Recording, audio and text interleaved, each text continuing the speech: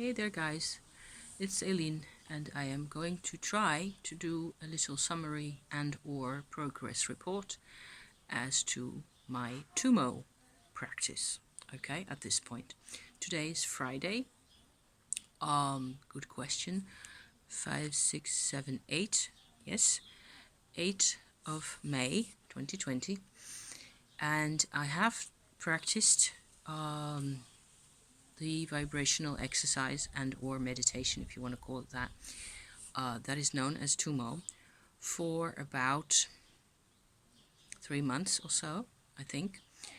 And there's a couple of things that I want to point out. There's more Tummo videos on my channel. So if you want to know what I'm on about as to technique and focus and the procedure, what is Tummo and why, I think you will find the information you need in one or two of those videos. I will try to go back to those and see which one will provide the best introduction to this subject, because it's been a couple of months since I have come on and done a vlog about this.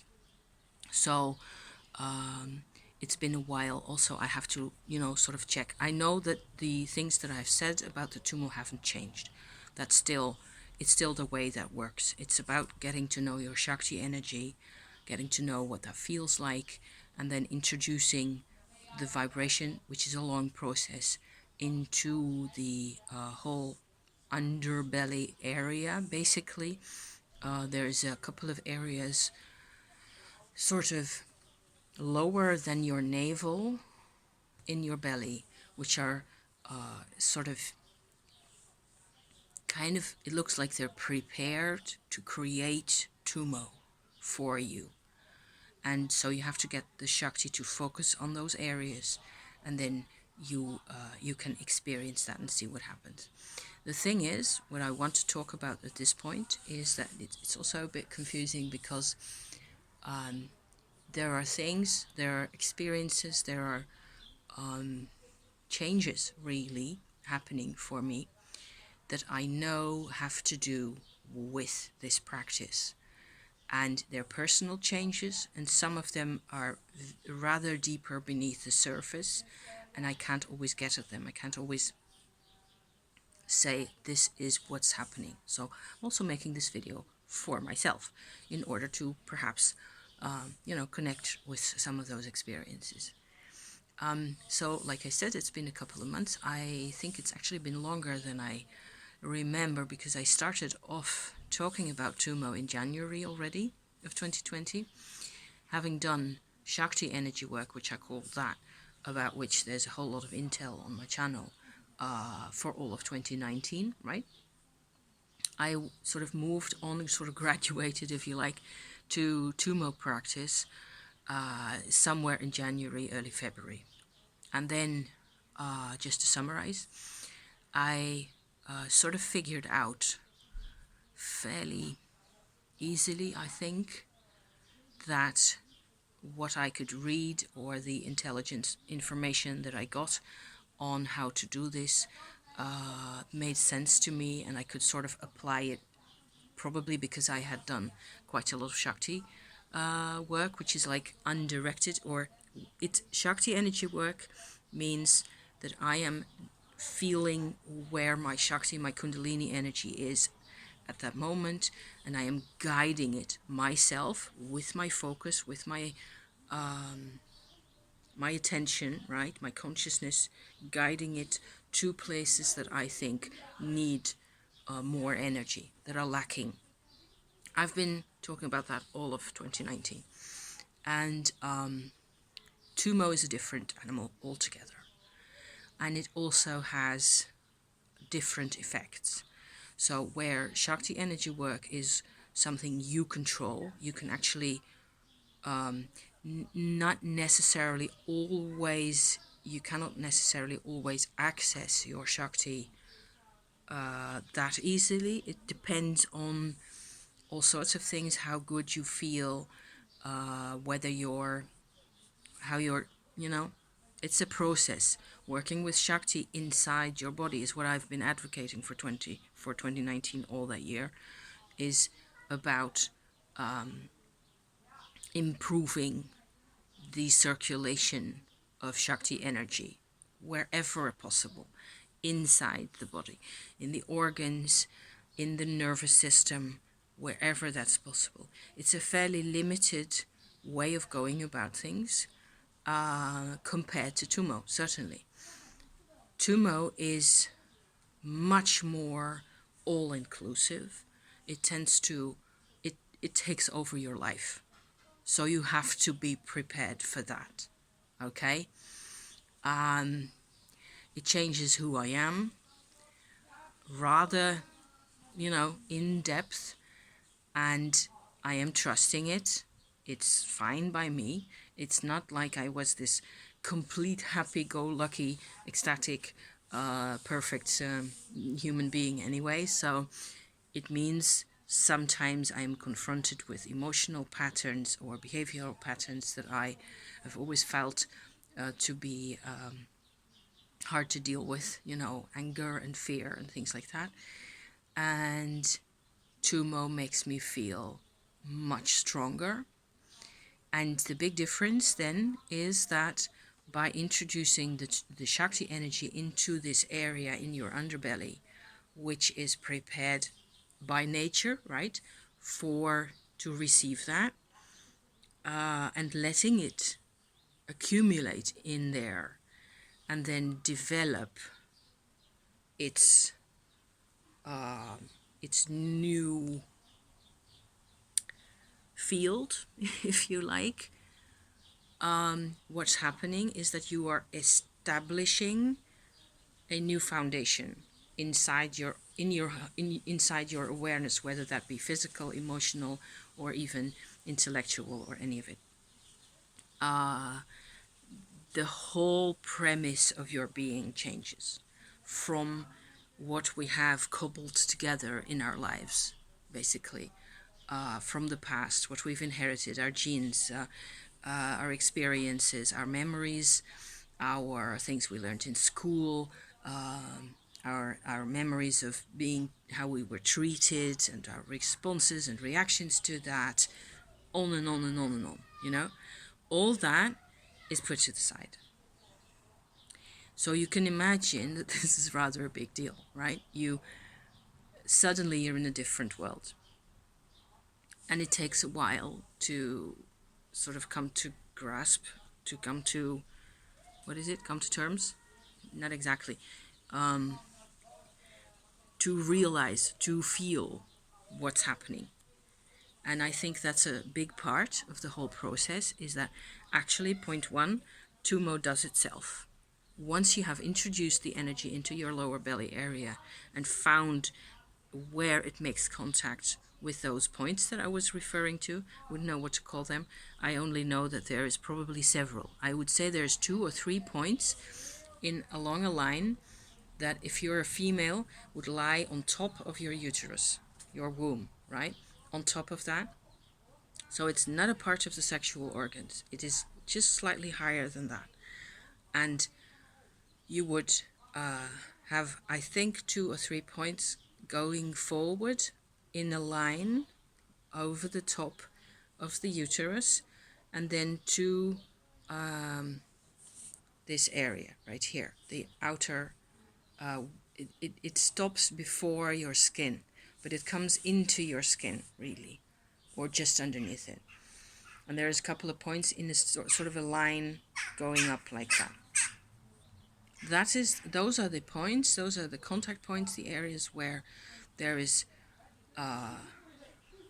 the mechanism, if you want to call it that, of the Tummo is sort of waiting for the energy to come, to be reserved for them, for that point, for those areas, right? And then once that energy is made available to that area, they will develop the Tummo field for us. That's how it happens. You do not have to do anything other than make the energy, Shakti energy, available for that area. Make it available, bring it into contact with that energy, and then just sit there, wait, see what happens. And just keep the channel from your root chakra area sort of up along the spine and then forward into the second chakra area. Make that available, keep that open, just keep it coming like that, gently. And then the Tummo starts doing itself. The Tummo establishes itself, creates a field for which you do not have to do anything anymore, except basically be silent, be quiet, and not mess with it. Because the moment you start to want to do things at this point, I think you lose the focus, you lose the capacity of the Tummo that wants to establish itself, right? It's supposed to do it. You're not supposed to do it. I am not supposed to make the Tummo. It's supposed to do it on my behalf, if you like, which I think is rather cool. So that takes some sort of experiencing. You have to take a couple of weeks. That's what I did anyway, to let this sink in, to feel what it feels like. And then after that, I noticed that in the areas of the second and third and fourth chakra, so all this bulk of my body, right, there is all sorts of emotional attitudes and postures and thought patterns and habits and what have you, self-deprecation, for example, and or making yourself more important than you are, or making yourself less important than you really are, ideas about being responsible and or feeling guilty when I am not, and so on and so forth. All that kind of stuff. I'm just quoting a couple of things here to, just to have some examples. A lot of that used to be embedded in here, in my very substance. Okay, I have had a half a century of practice at feeling bad and feeling guilty and feeling miserable and feeling like nobody was caring about me and stuff, so on, so forth, in a nutshell. So all that basically fades away in some time. If you just keep doing the vibrational thing, the Tummo, you can sort of notice the Tummo field growing. And what I've compared it to recently is that it feels most like you're becoming a hot air balloon. So that's being filled up slowly with hot air. That's basically it. And you just go like that. And the whole inside of you, there's a definite sense of heat coming up through the middle channel this time. So not along the spine and not in necessarily any order or in any chakras or any particular spot. It's like a standing flame that has very little variation in it. And what we basically do, I think, is that this kind of an energy is always there. It has always been there, only we weren't aware of it. And practicing Tummo in this way allows us to come into contact with this and notice and feel and also choose. What does it feel like if I'm in this vibration? What happens to me? And at that point, there are options. I think some people have practiced this in order to generate body heat. That's the best known, sorry, idea that's associated with this practice is that it helps to generate body heat. I have different experiences with that. Among others, I've experienced that I did a Tummo session for myself in my bed. I fell asleep and I woke up, I don't know, half an hour later or so, and I was freezing cold with a gazillion blankets all over me. So I think there may be a particular, exact, precise way of doing this practice where body heat being generated is a result, right? It is not necessarily the exact result of what I am doing at this point with my approach of just letting it unfold, being available to it. I am doing this for its psychological benefits, right? I'm not doing this to generate body heat. If I need more body heat, I'll put on a vest, right? So there's a difference there. One thing I've noticed a few times is that as this hot air flame type experience grows inside my body, it makes demands. I believe that my whole tonsil adventure that I've had was it the end of February and early March this year, which I've also reported on my channel a couple of times, that was a disharmony in my body that needed to be solved. It needed to be sorted. And it was sorted, because as I sit here, I have no more tonsil problems whatsoever. Hormones or what. I have still hormonal issues going on that I think a year from now may look rather different. I'm hoping. My hormonal issues tend to be basically irritability and feeling like I have no inspiration and feeling depressed. That's basically it, really. And that just goes in waves, like so. And it helps if I treat myself like a human being and let myself be, or put myself in a hot bath, or, don't make too many demands. Sometimes I have to shove my ass to the computer and start writing, and sometimes finding out what is the right thing to do for me helps me quite a bit.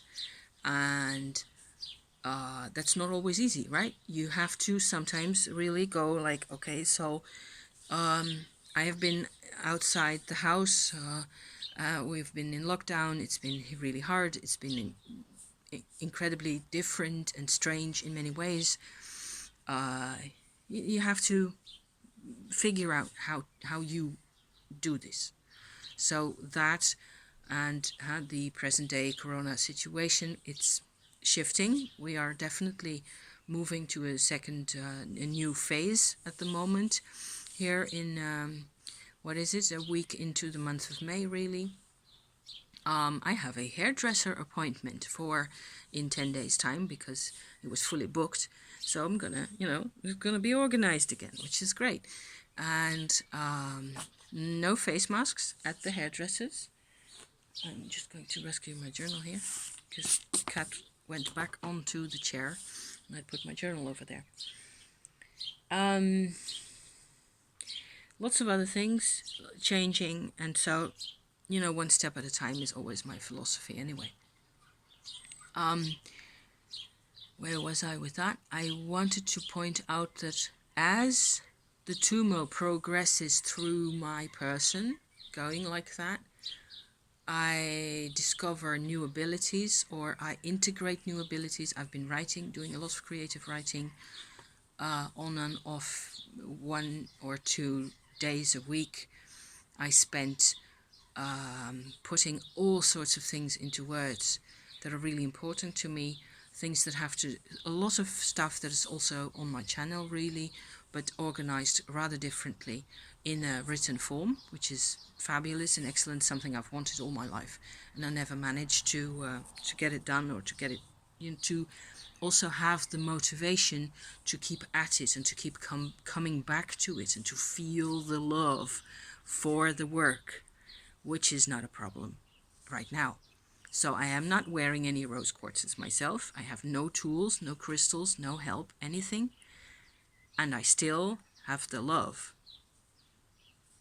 I mean, and the continuing motivation, even if there's a couple of days that I don't feel it or don't see it, or don't necessarily have the brain focus and all the rest of it that's really needed at that time, still I can be sure that I can come back to it. And I'm sure that a lot of that is really result from the Tummo. So there's another point right there. Once you start on this, it will progress itself without your necessarily doing anything about it or to it. It will move beneath the surface. And I want to stress that particularly. I'm going to repeat this. Tummo changes us beneath the surface. A lot. Okay? So if you are ready for that, if you want that, Tummo is your game. But there is all these reasons, I think, why in the East and in the Himalayas, where this practice comes from, they have all sorts of extra techniques and all sorts of preparation, and you're supposed to pray a lot, and you're supposed to have, there's the whole context that sort of boxes you in order for you to be safe as you do this. We, and I, do not have that context. I have looked up a few of those protective, whatever you want to call that, strategies or ideas, really. There is a mantra and like an image of a person archetype, okay, that you can use as maybe a sounding board would be a good idea. In the process, the name of the archetype, that's my word for that. I don't call that a deity necessarily. It is a divine being, if you like, but it's also an idea, and it's also an ideal that you're supposed to work towards or harmonize with. The archetype is called Vajrasattva. You can look up the name. I will stick a link in the description about that. There's always a Wikipedia link, that I can put in the description for you to have a look at. The point of the Vajrasattva is for you to have the same, or us, any of us, to have the same, because we work with the same figure, and we have worked as humans with that figure for thousands of years. Ever since there has been Tummo, there has been a sense of a moral, if you like, it's a nasty word, I know, an ideal of perfect integration. That's what I would like to call that. Because only if the energies are all integrated is it ever going to work. You cannot do any of this without looking at your shadow side, without working with possible trauma, all that, You cannot leave that by the wayside and expect yourself to forget about the bad things. So it has to, one thing that I have found really helpful in those terms of this whole archetypal business is I have looked up the Tara goddesses. It's another piece of culture. It is, I've always kind of felt some moderate type of attraction to the different Tara goddesses that there are. It turns out that there are, as maybe a lot of you already know, there's a white and a green Tara. Those two are really popular and really well known.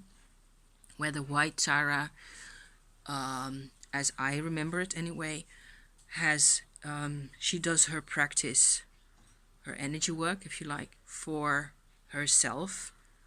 The green Tara has one foot on the ground to show that she is going to halt her own meditation in order to come out to us humans and help us and support us. So there's a difference there. There's a lot more Taras. There's a black Tara even, and a red one, and a yellow one. And the idea behind all of that is that they're really aspects of ourselves. For me, it's helpful to work with Tara because they're female. And so I can see all the colors to represent parts of myself, especially the black and the red one. I sort of am reminded of those aspects of myself. The thing is, the idea is behind all this is that you need them all, right? There's a blue Tara as well. I printed them all out on one sheet for myself. I will share the intel. You know, it's the point being that because you have them all, you also have them all. You have all the colors inside you. And you cannot have harmony unless you appreciate and know and are aware of all the different colors. All and every one of them. You cannot say, I'm not into the grey Tara today. Just poking fun. So there's that. There can be some use from this type of an approach. I do not necessarily feel I need to work within a religious framework necessarily. I don't, unless it would be in this particular way. Religion, the function of religion for me personally is a vibrational matter. If it works vibrationally, if I can obtain greater harmony using an image like this, that's okay. Then I can work with that. I can see the point of bringing an offering to a goddess or a god that supports harmony. If I do that, I subscribe to their power of harmonizing. I'm just stressing the word harmony here, but you can call it different. You can call it love, you can call it integration, you can call it soul, you can, it doesn't matter, it depends on who you are, what you choose, okay? I've noticed one last point about this. The Tummo moves beneath the surface, right? I've noticed I can feel and sort of see the vibrational nature of plants and even animals much more clearly nowadays. And it's beautiful. It is magnificent. I can tune in. I don't automatically see it. It's not forced on me, and I don't go around seeing visions the whole time or seeing auras. The moment I shift my focus to that, I get a whole lot of information. And for example, there's a little pot over there that has there's a couple of pots that has parsley and a couple of other herbs over there. I can experience the nature of the plants in such detail now, just sitting here, just looking at them. And of course I know their taste and their fragrance and what they're like. I can see that there's what's that called? Damn it, I don't. There's like chives. That's the name. I'm good. Yes, I'm good. There's chives over there, like a big pot, and the chive plant, I've been using them quite a bit in salads and things. And there are two little bulbs of flowers at the top of two sticks in the middle of the plant, and all the rest I cut out. It needs to be watered badly. It's telling me now. But the flowers of the chives, I can actually see from here that they have a different vibration and a much more generous expression of the nature, a different level of expression of the nature of the chives plant than the green stuff has. Details like that. A magical experience is coming to me, which is something I've wanted all my life. It's excellent and gorgeous, and it's spring and summer is coming, and I've got a garden full of wild stuff, and it's just one big paradise, you know. So that's a benefit that I have felt on and off recently, which has been a blessing. I have to, I just have to stress, if you start off with Tummo, it will become, your life will become more beautiful, but it also means everything will come out of the closet at one point or another. There are moments where you just have to deal. You have to deal with things, right? And recently, I don't think I have personally have had to deal with difficulties, other than there are phases, there are moments like the past week where I have just got to be in a silent mode myself. There are times when I can speak and other times where I can't. And that's kind of weird for me because I'm used to being, to even forcing myself to talk even if I have no inspiration, to do it from the brain, from the intellect, right? From the mind. That's changing. That's definitely changing. Other than that, mostly what I'm experiencing is very positive, very happy. I am feeling much more alive. My contact with the world around me is a lot closer. Yeah, so very many good things. I certainly recommend doing Tummo, but you have to be ready. You have to, if this appeals to you the way I am bringing it to you at this point, then probably it is a good idea for you. But there's a couple of things that you have to make sure that it works for you, and that you must find a way that you can do this and still be stable, so that you can rely on yourself, that you do not want things to break down unless you're prepared. Okay? So don't say that I made you do it and then your whole life goes to pieces. I'm not having that. Okay? Thank you so much for watching my tale. I'm glad I did this because it sounds like I have a bit of a hard time realizing that these are actual really practical points around this whole subject, because there isn't really, it's a different world, it's a different language and a different world, but it's really good.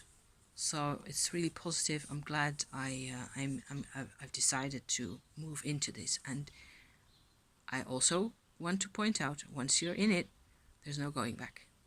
You cannot undo it. You cannot make it not have happened. So you're warned, okay? Thank you for watching, and I will be back next week with some other stuff, okay?